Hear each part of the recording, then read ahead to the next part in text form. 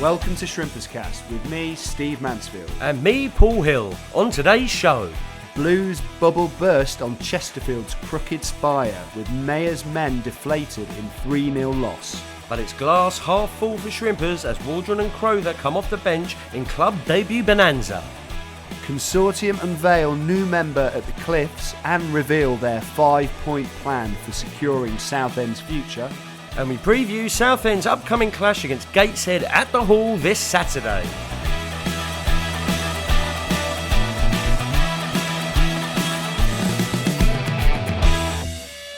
Welcome to another episode of Shrimperscast. I'm here with Paul Hill. Paul, how you doing, mate? Absolutely tremendous. How are you, sir? Yeah, not too bad, not too bad. We're back in the flesh after doing a couple of remote recordings, which are a real faff for me to edit. So I really appreciate you making the time for me, Paul, to kind of get together and do this face to face. It's better this way, isn't it? Yeah, I love seeing your face, sweetheart. Well, you know, we had years of remote meetings and all that nonsense. So we've put that behind us. You know, it's not 2020 anymore. So there we are. We're back at face to face. Been a busy week or so in Southend United world. Southend went away to Chesterfield. Got a bit of a drubbing. Yeah. We'll be catching up with our usual man in the stand, Pip AKA D1versity, shortly on that, and he can kind of share his thoughts. But before we go on to that, there was a really special event last week at Southend's premier venue, the Cliffs Pavilion. I've seen, who have I seen? I've seen Dizzy Rascal. Wow. I've seen Brian Wilson. Nice. And now you've seen the Southend United Consortium. Have that. Have a bit of that. The Consortium, well, the club put on an event, an evening with the new Southend United Consortium last Thursday. It was obviously a well-attended event, I think 1,400 people. So I'd imagine most of the die-hard Southend fans who listen to our podcast, some of them will have been there. So this might not be total news for you, but we thought we'd just do a little bit of a recap, really. So, Paul, how was the event? Brilliant. Yeah? Yes, absolutely tremendous. I mean, like you said, 1,400 Southend fans packed into the Cliffs Pavilion to listen to our new consortium talk about how they're going to take the club forward and introduce themselves, because Chris Phillips has done some great reporting and interviewed some of the consortium, so it's nice to see them in the flesh, talking about all the wonderful work that they do and what they're going to do to Southend United, taking our club forward. Yeah, well, it's like chalk and cheese in terms of the approach that Southend fans are used to, isn't it? Yeah. Well, we've had no communication from the club in years. And there was a radio interview, and I think, I can't remember the guy's name, but he summed it up perfectly. He said the only communication we've had is when Rod has maybe mentioned something in the car park. Yeah. So to have the whole consortium on stage, just being completely transparent, completely open, answering questions, outline their strategy for the club, it was just unbelievable. I had to pinch myself. I didn't know what to do. You'd say it's kind of quite a brave approach, but actually that's just in comparison to Ron, isn't it? It's not that brave. It's just what you'd expect. You know, these guys are coming on. They have got a PR task on their hands. They've got to get everyone on side, but they're making the right moves, and they're as you say, being transparent. Absolutely, and honest. Yeah. Completely and utterly honest. And look, I've got the perfect little pamphlet here that they gave out, in there, and gives you a little, maybe we could put this on the socials, I don't know, maybe it's out there, but it tells you a little bit about every member of the consortium, what they're up to and what they're going to bring to and the there club. Was a little bit of news on that front, wasn't there? Because we know, a lot of the names had kind of been announced, obviously Justin being the main guy, but there was some news which was kind of announced at the event. Paul? Well, we talk about on the pitch, the hardest job in football, right, was Kevin Mayo and the boys, the three amigos, with one sub, can't sign anyone, players not being paid. But one unsung hero out of all of that, who kept the wheels of industry turning there down at the Hall, was Mr. Tom Lawrence. And congratulations to the consortium for making the right move and inviting him onto the consortium, because, he deserves it, doesn't he, really, for everything that he's also been going through at the club and steering that rudderless ship at the time into the new seas, into a new dawn. I mean, what an appointment. I couldn't think of a better bloke for joining an already amazing group of people. Yeah, good stuff.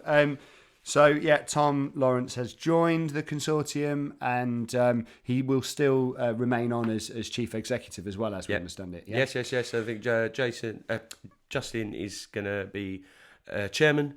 And, we got Jason Brown is on his son represented him. He is out in Hong Kong. Yeah. Again, Southend-born lad, very well connected. He's kind of the money man, the hedge fund guy. Yeah, the hedge fund guy. Yeah. And then we've got the Redbourne brothers, Ian and Paul, that have joined. George Taylor, who's obviously up at Rangers, and Teddy Taylor's son. Taylor's son, of course. And then we have John Watson. He spoke really well as well about their strategy moving forward with the club. Gary Lockett, who we all know. Finally finished his bike ride, by the sounds of it, across the States. And, he's been at the club for years, since 2008.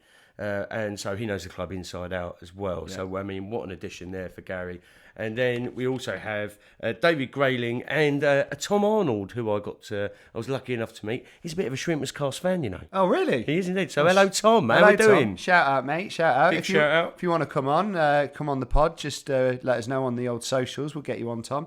You mentioned there they were really transparent about strategy going forward, and that's kind of what everyone was there to hear, I suppose. What did they talk about in respect of that? I understand there was some talk of the kind of plans for the stadium and upgrading of facilities. Yeah, they had a slide that had focus areas, 4 focus areas, and 5. It was sustainability, the football side of it, obviously, the fans, facilities, and community sustainability, and everything that goes with it. Yeah. And we all know Rootsall needs a major facelift, and I think the plans are going to be quite exciting because they say they're with the architects and they're taking advice from people who know how to build stuff. That should be great. The community side of it, with Gary Lockett, who's the chairman of the foundation there at Southend. They need to be moving forward into the 2024s, 2025s, the modern day era. Yeah. And, that we have had that disconnect with the community, with the city for so long. Ron nearly destroyed it. Yeah. Had it not been for the passion of the fans, wanting the club to be saved. So there is that kind of, the trust is being built. Yeah. So how does the club best serve the community that it represents as well? Of course, you've got the footballing side, talks about all the new signings that we've got coming in, which is really good. They're not going to go out and splash the cash. The model that they're looking at is a sustainable one. Yeah. So not doing, no disrespect to any other clubs that have had some, decent actors, well, depending if you like them kind of films, and people with lots of dosh who are just looking for a kind of, a football club to play with.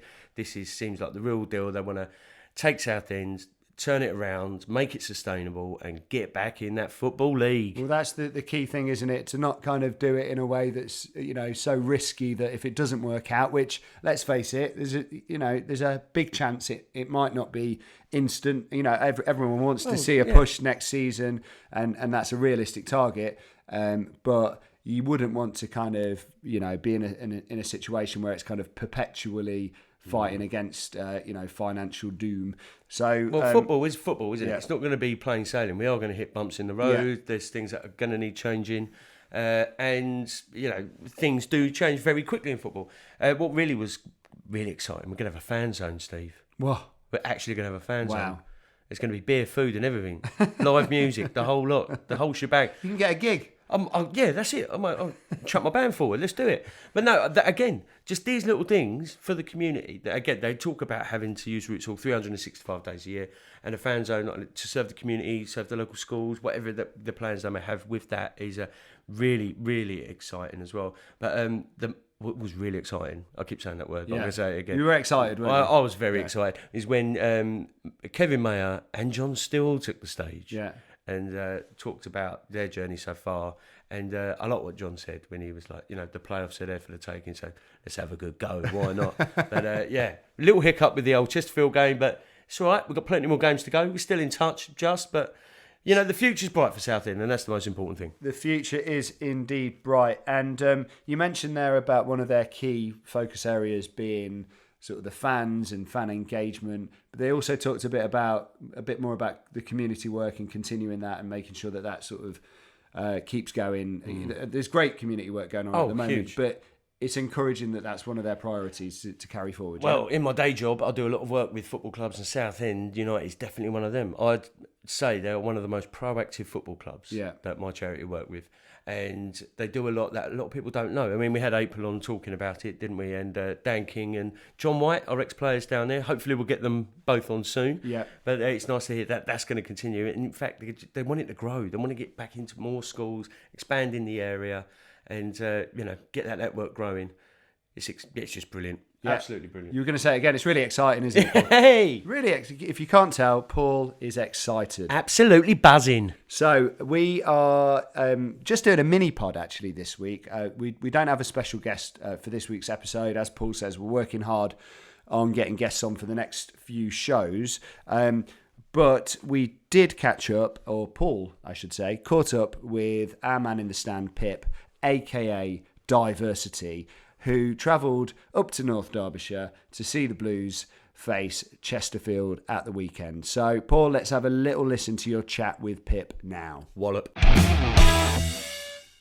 Hello, Pip, and we all knew it was going to be a tough game, but hopefully the trek up to North Derbyshire wasn't quite as challenging.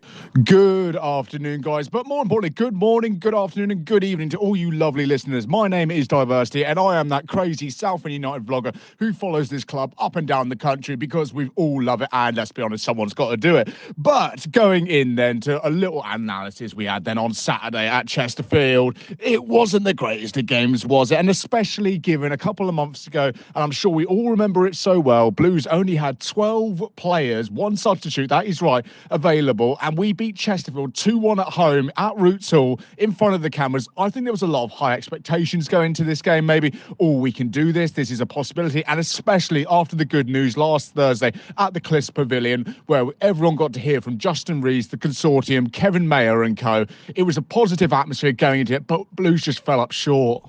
Yes, mate, and that was great news from the Consortium. Everybody was buzzing, no doubt. But, as you said there, a sucker punch in that 4th minute took the wind out of our sails. But how was the rest of the first half? A sucker punch indeed, matey. That is the best way to put it. Blues, like has been noted, heavily followed yet again up to Derbyshire. 800-odd fans, early doors, loud, proud, supporting the team, and Chesterfield go one up. It was, let's be honest, I'm sure lots of you have seen the highlights now, but that first goal, it was a thing of beauty. And I'd not normally say that about away opposition teams' goals, but that goal off the underside of the bar and just bounced in the net perfectly past Collins' reach. It really was a great goal, and we can't knock that from that. But could the defending could have been better? I think so. I think it was Cav Miley who was following their number 18, Berry, through the centre before he got the shot off. Didn't mark him tight enough, allowed Berry the space, and the shot, like we said, perfection. Yes, mate. Well, it was an absolute screamer, wasn't it? But how did the boys get on in the second half? So, half-time comes around then, 1-0 down, going in at the half. And that's not a bad first half result at all, to be 1-0 down versus Chesterfield, the side who are top of the table, 17 consecutive home wins. That's not bad at all. But going into the second, you expected the boys to kind of continue that stride to say, we've held our own here, let's go and take these chances. But it wasn't coming off, and that's all credit to Chesterfield. Their midfield and defence are superb. Man marked every Blues player, did not allow them space, and whenever, let's say, Bridge got the ball or Gus got the ball out wide, they were straight out to him, the Chesterfield defenders, marking him, not allowing the cross, and any cross that came in was either picked up by the goalkeeper or easily headed away by their number 5, I think it's Grimes, it was, their big centre-back who looks like an Andy Carroll, but just a cheap version. But boys, second half, we could have been so much better, but when you're going against the side who is 17 home wins, now 18, it's always going to be a tough one. Yes, mate, that is an unbelievable home record there for Chesterfield. Absolutely insane. But how was our new signing, Mr. Danny Waldron? How did he look? That is one of the few positives we are going to take from Saturday. And not just Danny Waldron, to be fair. Adam Crowther, he came on for his debut and he looked superb. Only for a couple of minutes at the end, but looked so composed. But Danny Waldron, you heard the chants from the stands. The Blues fans are already behind him. And that chant, you know, the famous Freddie Eastwood, da-da-da-da one, it suits him so well. And he literally, only had scraps to feed off in that second half. Nothing clear cut, no real chances for him. But he made those runs. He made the challenge. He made the challenges. Against the Chesterfield defenders. Made him think different. Like, I'm going to do something that Cardwell hasn't brought to this game, that Dackers hasn't brought to this game, that Bridge isn't bringing. I want to be different, and he did try and make those chances. Unfortunately, there was not enough sufficient quality for him out wide or through the middle for him to really feed off of. But I'm sure there's big things to come for him. And hopefully come Saturday, we might even see the pairing of Cardwell and Waldron starting up top. Oh, that'll be tasty, won't it? But are there any other standout players from the game on Saturday? Standout Blues players, we say it every week, chaps, don't we? And I'm going to go back to this guy again. I think he's really in contention for player of the season, and it's Harry Taylor.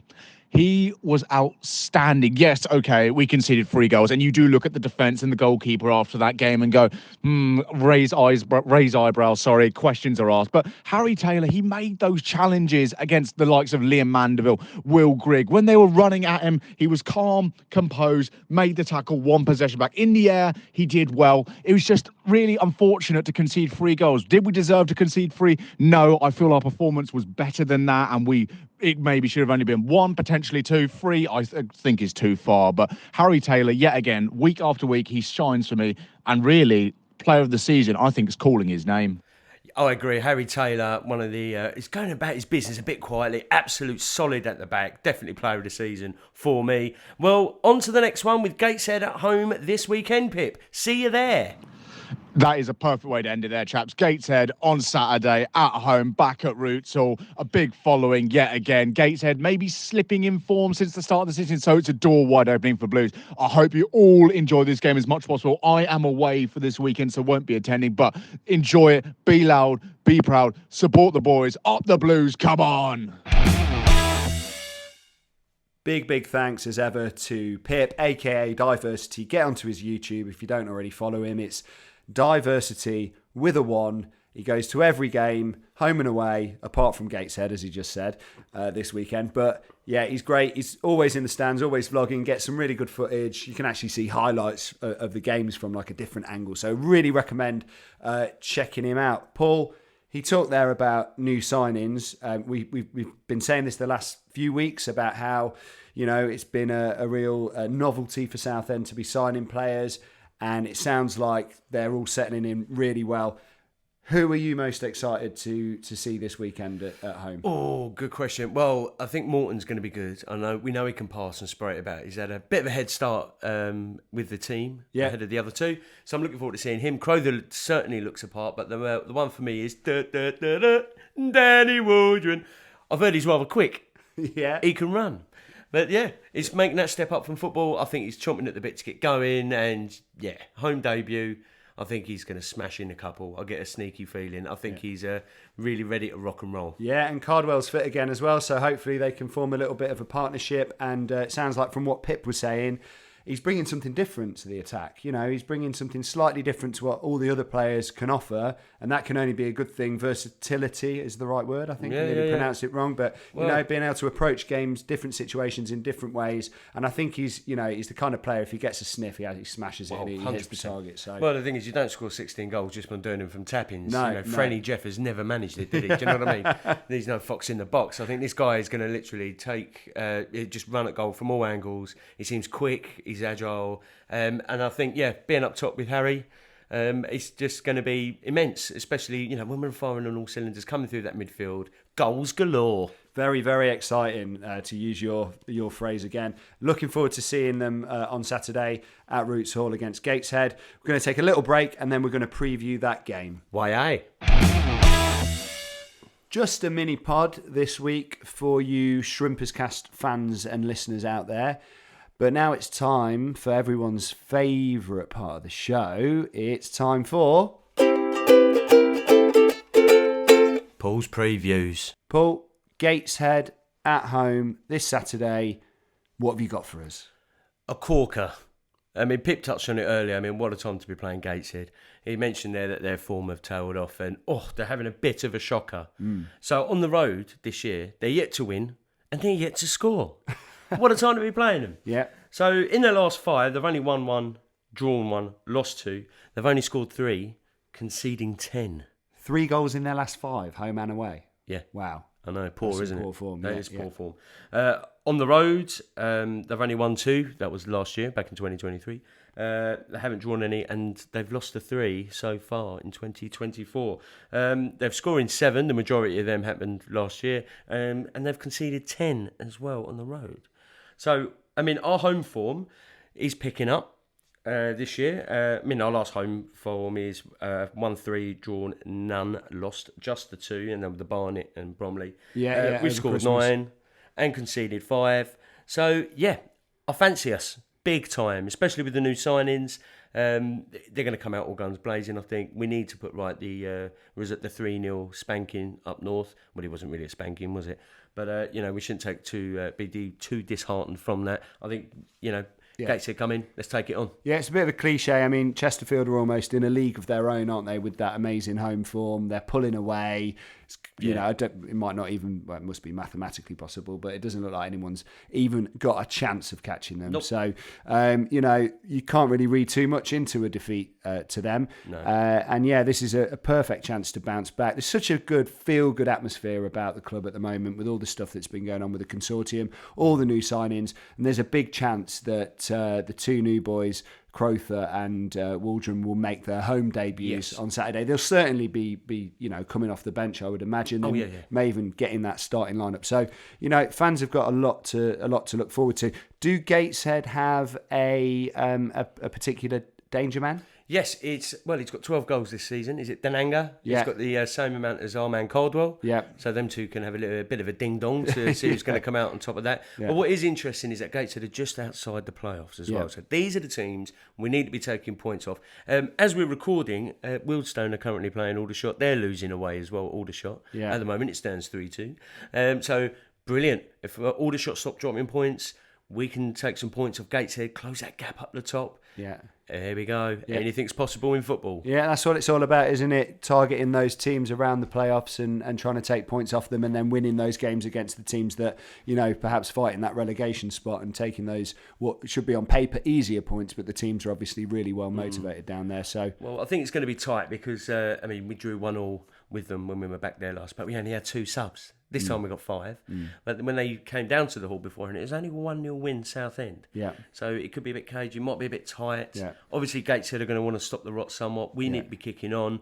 So, it tees up to be a nice, exciting encounter. Exciting, Paul. That's your word of the day. So, big thanks to everyone out there listening to this episode of Shrimperscast.